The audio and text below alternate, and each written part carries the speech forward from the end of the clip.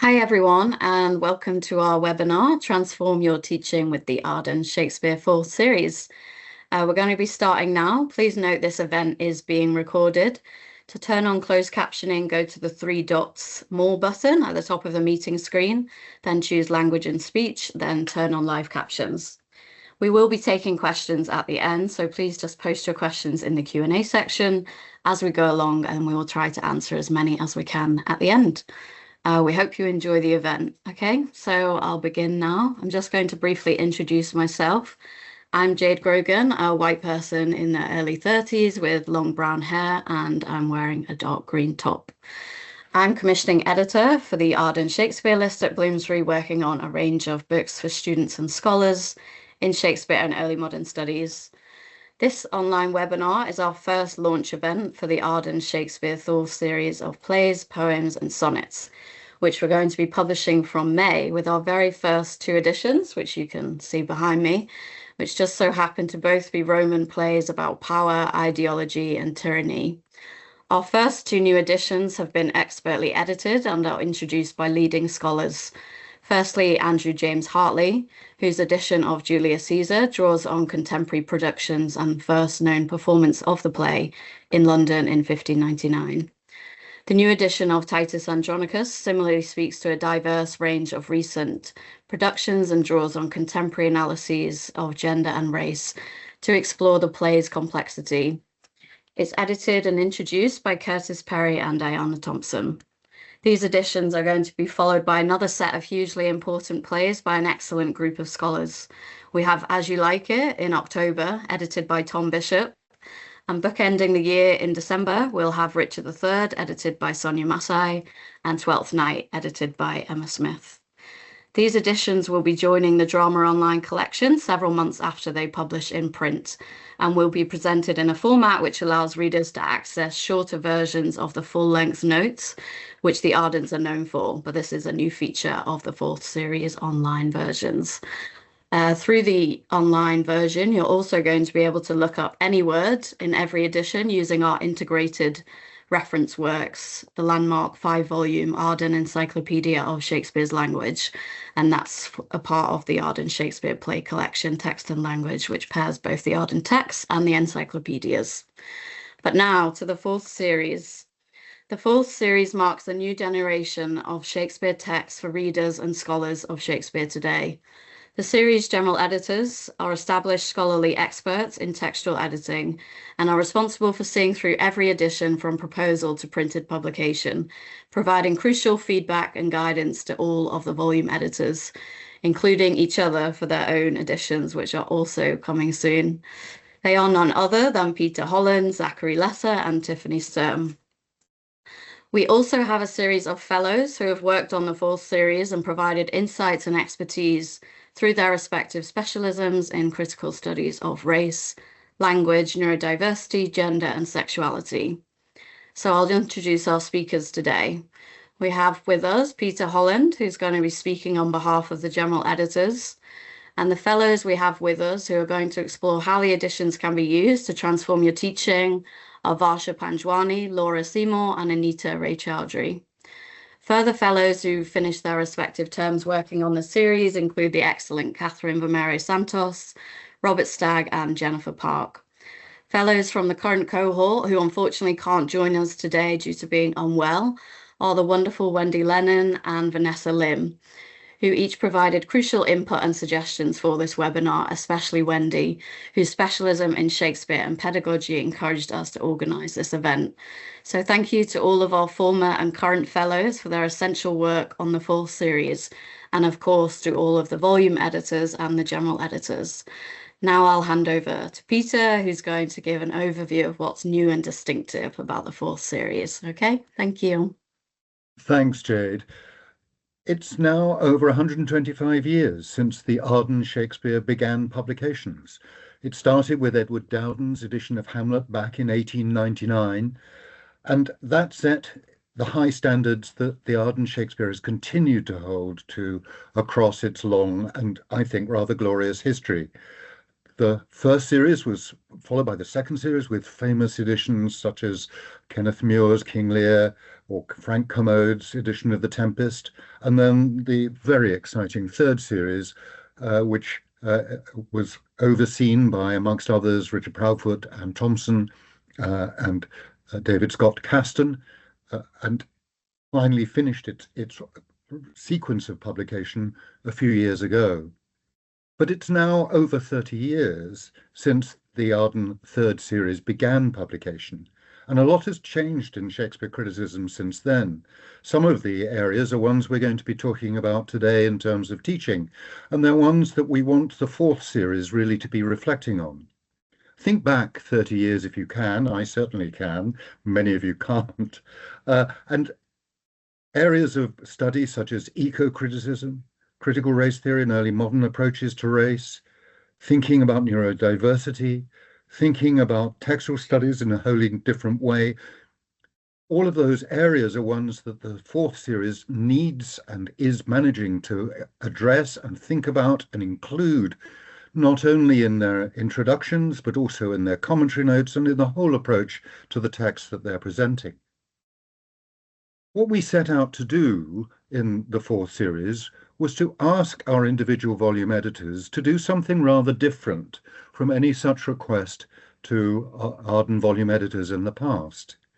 We wanted them to decide on a particular performance in the early modern period or a textual moment that they would try to reconstruct through their editing, and then to give a rationale as to why they'd chosen it.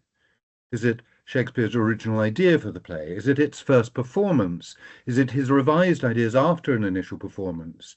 Is it the collaborative approach of the playing company that first produced it, or the play as it was put on at court at a particular moment on a date that we know about, or the play as it was adapted for later performance? Unlike some recent editions, the Arden Shakespeare Fourth Series therefore does not present multiple texts of the same play when it exists in more than one version. We return to the idea of a single text for each play, though of course addressing in the introduction and in the textual analysis and elsewhere the changes that the play underwent, if it did, in early modern textual representation of it. But we open up new possibilities for what each text might represent and how an edition might continue to find a way of representing that. And we aim to continue the great Arden tradition of authoritative, reliable, expertly edited texts with the kind of extensive commentary that Arden is well known for, but also including, as Jade mentioned, a new shorter commentary that will be available online and which people can toggle between that and the longer version of the commentary, a shorter commentary that concentrates perhaps primarily on glossing the text. We want these editions to be of use, of help, of excitement and intriguing results, not only for Shakespeare scholars and Shakespeare students, but for people working on Shakespeare plays in the context of performance, as actors, as directors, as designers. And also we want them to address that most important of all readers, the general reader. We hope, and we certainly believe, that our first editions fulfill our ambitions for the fourth series. And because these texts are going to be used in classrooms, we wanted this session to really think about how new ways of pedagogy can address the new areas of Shakespeare scholarly thinking and change how our students respond to the plays. So that much from me by way of introduction. Let me pass back to Jade. Thanks, Peter. That's great. I'll just briefly reintroduce the fellows who will be taking us through the rest of the webinar. So first we have Varsha Panjwani, lecturer at NYU London and creator and host of the Brilliant Women and Shakespeare podcast. Laura Seymour, senior lecturer in English literature and Wellcome Trust Career Development Fellow at Swansea University. And Anita Raychawdhuri, who is currently teaching at the Autonomous University of Barcelona. Welcome to you all, and I'll hand over to Varsha now. Hello, everybody. I'm so excited to be here. I am Dr. Varsha Panjwani. I am British, South Asian. I have a medium brown skin tone, and brownish black hair that is graying. I'm wearing a necklace from India. And today I want to offer a seminar plan which uses the new Arden Series 4 edition of Titus Andronicus, edited by Curtis Perry and Ayanna Thompson, as a launch pad for conversations on race in the classroom. And why it's really exciting to have this edition for this purpose is because in the introduction to this edition, Perry and Thompson foreground something that many students of Shakespeare may not be aware of. And that is the fact that Shakespeare's London included mixed race families and biracial children. The editors show how Titus Andronicus makes this demographic visible. So this new edition gives teachers a clear and accessible way to bring conversations about race into the classroom. In doing so, in outlining the seminar plan, I might be quoting language that is racist, but it is for the purpose of analyzing this language. So first and foremost, in the classroom, I would begin with Henry Peacham's 1595 drawing, and this is discussed in the introduction to this edition. This drawing depicts characters from Titus Andronicus. I would show this drawing to students and ask what they notice about this drawing immediately and the characters that are depicted. I would also direct them to the pages of this introduction where this drawing is reproduced and discussed, because the editors highlight how Arden, the Moor, a character in this play, is clearly marked as different from the other characters shown. He is, and I quote them, portrayed as racially distinct from the rest of the characters. He is clearly rendered as a black man with closely cropped, curly black hair. Perhaps it was a wig affixed with a headband, and with a black face, hands, and legs.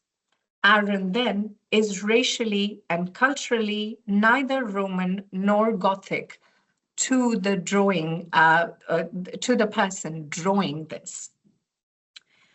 After establishing the fact that viewers of this play saw Arden differently, the introduction also highlights how Shakespeare ensures that we encounter a mixed-race child in this play, the baby of Tamara, the Goth, and Arden, the Moor. The editors draw attention to the fact that there is no ambiguity about the baby's parentage. Tamara and Arden's baby, they write, is the only character in the play that has both parents present.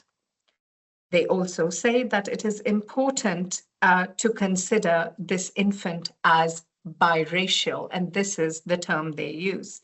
So as they consistently refer to the infant as biracial, students reading the introduction will have the baby's mixed heritage at the forefront of their mind. After this introduction, I would make the students read dialogue that registers the baby's birth. This is because as soon as the baby is born, it is racialized the minute this baby appears. The nurse who delivers him calls him, and I quote, a joyless, dismal, black, and sorrowful issue. And she says that here is the babe as loathsome as a toad amongst the fair-faced breeders of our clime. So she's contrasting his blackness with fair-faced. The editors very helpfully gloss fair-faced as, I quote, pretty because white or light complexioned. So this gloss can help students to understand the racial politics of the Roman world in this play. This moment exposes the way in which race hierarchy is being constructed in this play. This hierarchy construction is what prompts Arden to critique this racial politics when he immediately asks, "Is black so base a hue?" What is worth bringing to the notice of students, however, is how the baby's blackness in this moment overrides his mixed parentage in the nurse's mind. His blackness is acknowledged, his Gothicness from Tamara erased. After showing them the illustration, introduction, and this textual editing, I would bring in archival context to show that the baby's biracial identity is not a fantasy located in ancient Rome that is depicted in the play, but reflects early modern England's reality. Scholars such as Imtiaz Habib have painstakingly combed parish records for traces of Black lives in the archives, and these are reproduced in full in his wonderful book, which I'm holding up. It's called Black Lives in the English Archives. I would direct the students' attention to these parish records that document baptisms of children born to Black women and white men and vice versa, and ask them to notice how these entries racialize the child at birth. I would have students examine examples from Habib's work to see how the play mirrors these lived realities. I would also pair this introduction with Lubaba Al-Azami's research in her wonderful book, Travelers in the Golden Realm, and here it is. I would introduce her discussion of Teresa Sampsonia, a Persian woman who married the English diplomat Robert Shirley and whose mixed-race son Henry grew up in England. In her Women and Shakespeare podcast interview with me, Al-Azami also reminds us that archival traces are often incomplete, especially for children born outside of marriage like this one.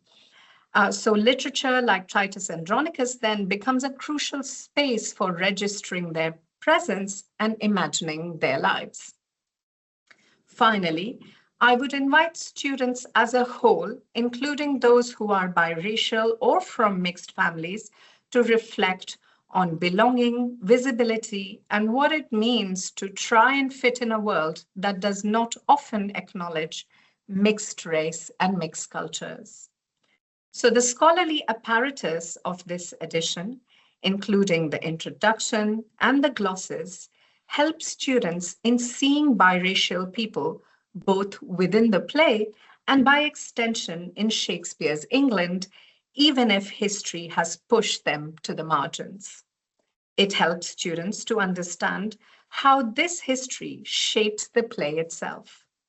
It encourages students to recognize how race is constructed as a systemic category based on arbitrary factors and to reflect on belonging, visibility, and identity across time.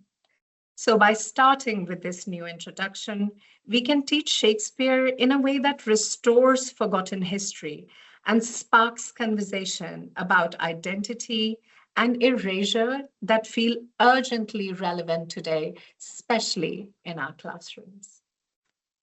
Thank you for listening, and I will now pass on to the excellent Laura Seymour. Thank you, Varsha. Hello, everyone. I am Laura. I am a white woman about 40 years of age, wearing a grey jumper. And I recently finished an enjoyable term as one of the Arden Fellows, as Jade explained. And I'm going to be talking about the topic of neurodiversity and the Shakespeare editions. Neurodiversity is always present in our Shakespeare classrooms, and it can present itself in a number of ways. Neurodiversity can be a critical theme. Students can ask questions like, is Hamlet autistic, or does Prince Hal have ADHD, etc. And neurodivergence also offers insightful ways of reading Shakespeare. Reading autistically, for example, might lead to a particular delight in Shakespeare's use of repetition. Neurodivergence is always a vital consideration for teaching inclusively, and truly inclusive teaching enables neurodivergent people to positively flourish in the classroom, and it works to dismantle the ableism underpinning our education systems. Getting neurodivergent people included in the classroom, though, is not enough if the classroom that these people are being included into is one where they're not actually able to thrive in their own neurodivergent way. So what can we do? There's a lot of really great work on neurodivergent teaching out there. Unfortunately, I'm not as prepared as Varsha, so I don't have a book to hold up, but Petronilla Whitfield's book, Teaching Strategies for Neurodiversity and Dyslexia in Actor Training from Routledge, is one really fantastic example. And last year, I published a short guide to teaching called Shakespeare and Neurodiversity with Cambridge Elements. Sonia Freeman-Loftus's work always engages deeply with the neurodivergent educator and learners' real-world experiences with Shakespeare.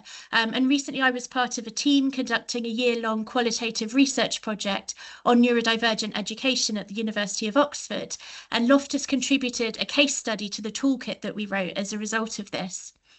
In her case study, Loftus explores the potential offered by the Shakespeare classroom in particular for an improvisational pedagogy that responds to the needs of neurodivergent educators and neurodivergent students.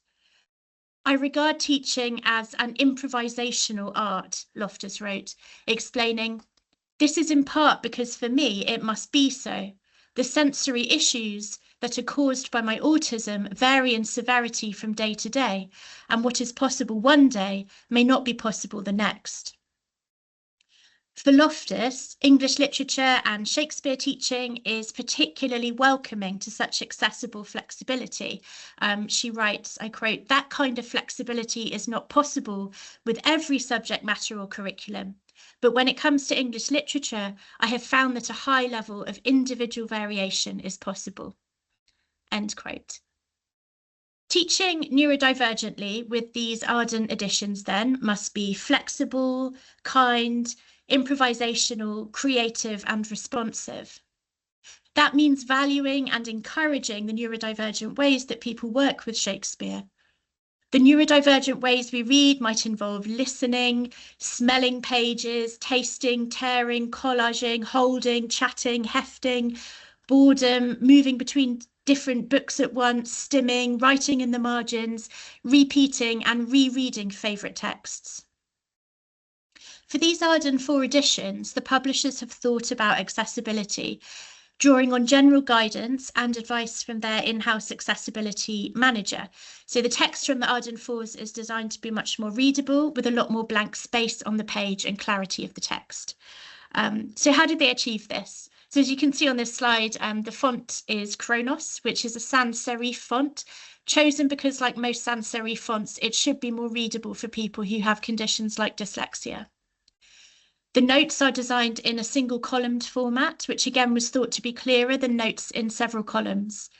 The books are printed on cream-coloured paper, which should not be too harsh on the eyes. And the image you see here is from the wonderful Julius Caesar, edited by Andrew James Hartley. So now we have some new Shakespeare editions, we can start thinking about which moments we can look at within them. And I'll give just one example for brevity. So returning back to one of my earlier points, when students first start thinking about neurodiversity in Shakespeare, they sometimes do so diagnostically. You know, they say, does King Lear have dementia, for example, and so on. However, we quickly find that diagnosis is a contentious and painful topic for many neurodivergent activists and scholars.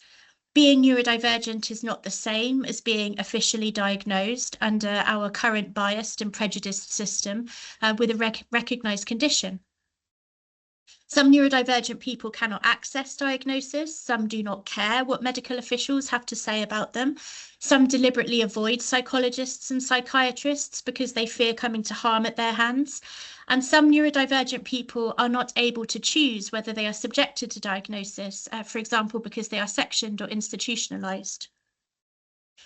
Rather than stopping at simply identifying different neurodivergent conditions in Shakespeare's plays, then, we can use these additions to critique the diagnostic process itself, with all its potential for violence, misunderstanding, bias, and unequal power. Reading Joan La Pucelle's encounter with the French nobles as a diagnosis scene is a great example. The scene in question is Henry VI, Part 1, Act 1, Scene 2. And in this scene, Joan presents herself as having neurodivergent experiences, voice hearing, visions, and intense religious encounters. We can get our hands on Arden's forthcoming edition of it, edited by Claire Bourne, to try some things out. We can read this scene as a diagnosis scene because the French nobles are trying to decide which label to give Joan. Is she mad? Is she a witch? Is she a visionary? And Joan is aware of the ways in which her gender, class, and skin colour impact on the judgments that the noblemen are making about her. And she attempts to take control of the narrative so that she can get the right diagnosis for her own self. She wants them to see her as a blessed visionary rather than condemnable witch. So you might ask your students to unpick how power, race, and gender are at play in this scene, and how they shape which diagnosis Joan ultimately receives from the French nobles and from her readers. Another good question to ask is, how might Joan behave differently and how might she be diagnosed if there was complete equality between herself and the nobles? I will end by addressing people who are neurodivergent and disabled on this call or watching the recording, especially people we must centre ever more in Shakespeare studies and neurodiversity studies, like non-speaking people and people of colour. Please, I ask you, do neurodivergent things with these books. Thank you so much for your presence, and I will pass over to the wonderful Anita. Thank you so much, Laura. My name is Anita. I'm a mixed race woman with white skin, dark hair, glasses. I'm wearing a stripy top. I just want to echo really quickly the thanks that Jade gave to the team at Arden, to the general editors, and obviously to the fellows. It's been so great working with all of you. So I'm going to talk a little bit about gender and sexuality, specifically in relation to Titus Andronicus. How do gender and sexuality appear in the Shakespearean text? How can editors mark instances of desire and gender expression without prescribing a reading that might limit students? The Arden series for Titus Andronicus, edited by Curtis Perry and Iona Thompson, provides numerous opportunities to introduce students to the complexity of gender and sexuality as it's explored in Titus. Perry and Thompson, for example, make reference in the cast notes, glosses, and the introduction to the role of cosmetics in constructing a racialized gender. In the list of roles section for both Lavinia and Tamara, the edition makes a note of the fact that these characters would have been played by boy actors and likely in white makeup to, quote, represent facial beauty. For Tamara, it's noted that, quote, her fair hue is specifically what catches Saturninus's eye. With these notes, students are prepared to understand and to think about how gender was entangled with early modern performance, both due to boy actors, but also to how stage makeup and other theatrical technologies mobilized to mark gender. Finally, these notes help students consider how gender is also racialized.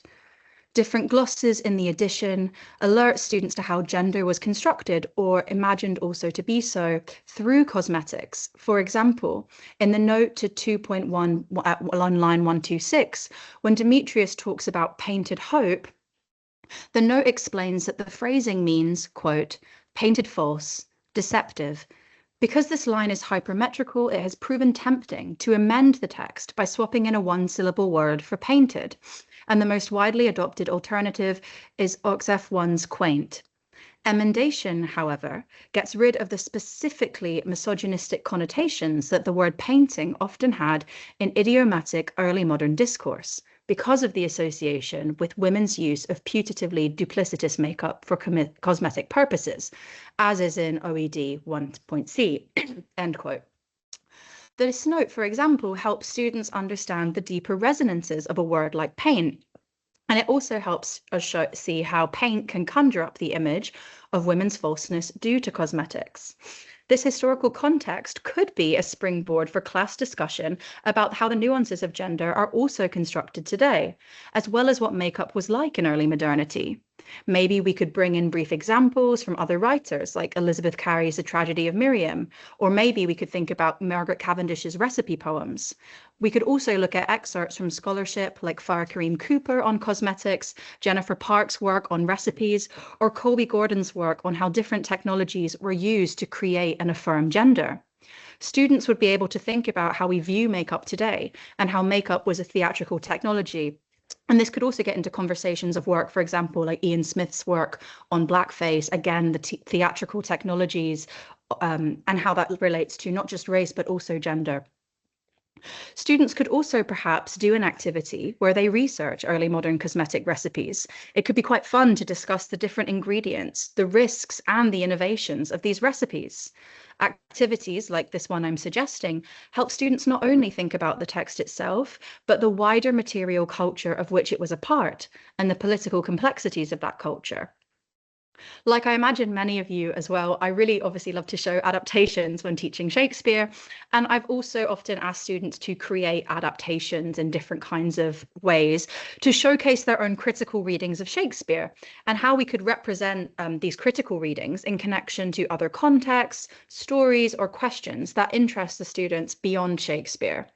In relation to classroom projects that use adaptation as a cornerstone, I want to highlight how the Arden 4 series provide notes and introductions that really help students understand the complexities of staging a text. And they can also help students think more about the stakes of dramaturgy and adaptation. In class, students might choose a scene in Titus and consult specific notes that allude to the ambiguities and nuances of a character. This could then allow students to construct an argument for staging the text in a certain way, and to also consider the effect that this would have. For example, in 2.3, line 93, there's a note that references how what has often been read as authorial sloppiness, Tamara's different descriptions of her surroundings, could actually also gesture to Tamara's creativity. Another example is the note to when Lavinia says, "I say no," in response to Saturninus. And the note explains, quote, "This might be taken as prim on Lavinia's part, though it could also just be her way of refusing the familiar intimacy presumed by Saturninus's remark." As the introduction to Titus notes, Lavinia's character is complicated. Much of her role is characterized by the misogyny around her. But how might we stage and represent Lavinia's wit, for example? These are questions that the Arden 4 series and this particular edition that I'm talking about make easier for students to access. The new introduction to Titus provides critical intersectional discussions that can deepen students' appreciation for how gender was represented and experienced on the early modern stage. And I think this gets into as well what both Laura and Varsha were talking about as well with their different foci. I really think these editions make it so clear the intersections of different ways to approach the text. Through attention to how early moderns use different technologies, in this case I've been talking about cosmetics, but there's many other examples, to construct gender, students can be more attentive to how gender is not always, or maybe ever, a stable construct. Thank you so much. I'll pass it back to Jade now. Great, thank you, Anita. We're just going to start the Q&A section now, but it was really amazing to have those insights from you all about how these editions can be used in teaching. I will just add that Vanessa Lim, who was going to be joining us, is based at Seoul National University in South Korea, was going to talk about why the new Arden editions are perfect for teaching students who use English as a second language because of their detailed notes and accessible format, some of which we've just covered there. So yeah, that's also worth thinking about.